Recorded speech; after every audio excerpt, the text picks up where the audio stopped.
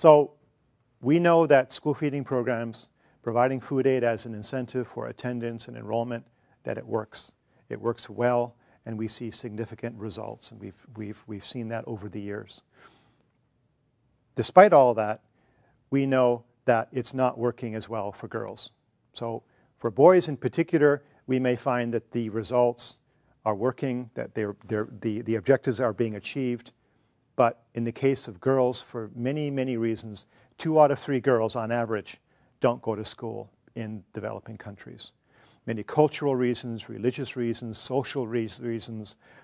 Despite all the incentives that I've just explained, they still may not work in the case of girls, or may not work sufficiently.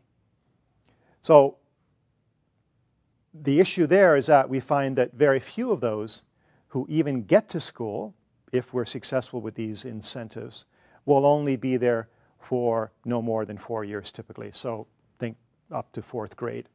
And that's it. And that is the extent of their education at that point. It's better than nothing, of course, but we feel we should be able to improve on that. So we found over the years that we needed to develop a special approach, a special incentive specifically for girls.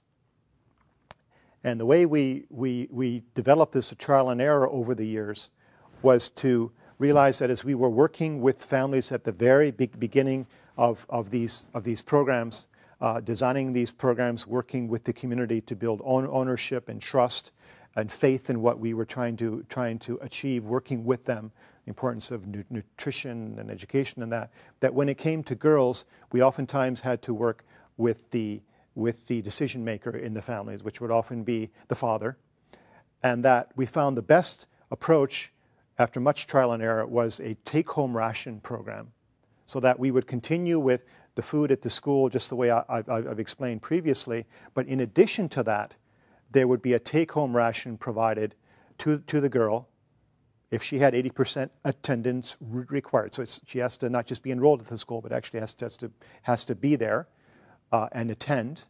So she gets the same food that everyone else does at their desk in the morning when they arrive, the school feeding biscuits or the porridge. But then once a month, she's then given a take-home ration, which is usually a liter of cooking oil, which is, again, high value in many communities because they always need cooking oil. And she takes that home as an added incentive to her father, essentially, to keep her in school. And these rations then compensate the parents for the loss of their daughter's labor and enable the girl then to get the education. The focus on girls, we find now, has led in certain countries to a major increase in female attendance rates, in some schools by more than 300%. We found many schools that were public schools, government schools, not favoring girls or boys, but there would be very few girls in them. And for the first time, we would see equal attendance, enrollment and attendance 50-50, the way you would expect it would be in these schools, by providing this extra incentive. In particular, this works well in countries where there's a very conservative society where women are valued in a particular role, and oftentimes education is not being seen as part of that role. So it's a difficult discussion, as I've explained, but it's one that we find can be successful with this added incentive.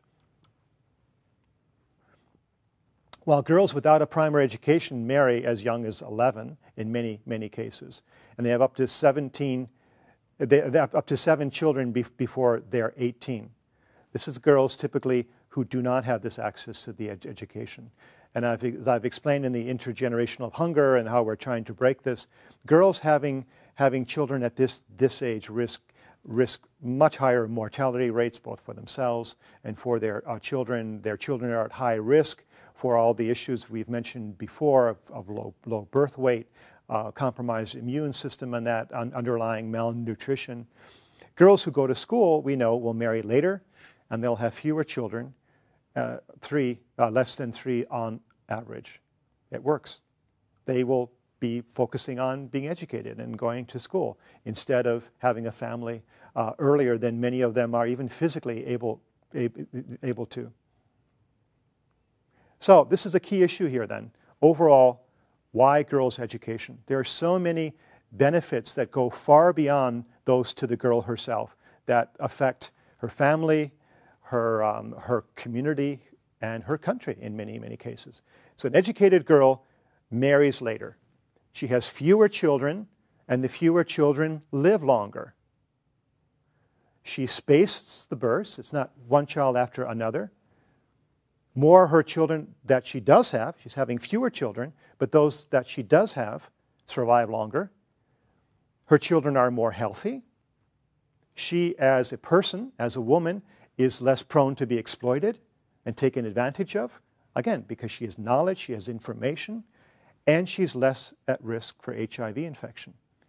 And most importantly, the overall arching issue here is that she's more likely then to educate her own children, and that value continues. This is the key. This is how we break the cycle. One of the key programs. Women, once they are aware and educated, are so critical to breaking the cycle because they have the children. The men obviously are part of that too. They have other issues there. But for the girls, then the women, they have the children, and they have this knowledge, they have this empowerment, a word that's often used in this situation somewhat more than it should be, but the point is women then have the power over themselves to make these decisions because they have an education, they understand what it's about, what the implications are for not having the education and having children early and such.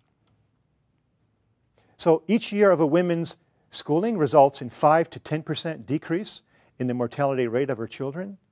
The World Bank has studied extensively girls' education, and they've concluded that in this extra year of education, beyond the national average, which is often only 3 or 4 years, as I've explained, boosts the girls' subsequent wages by roughly 10 to 20%.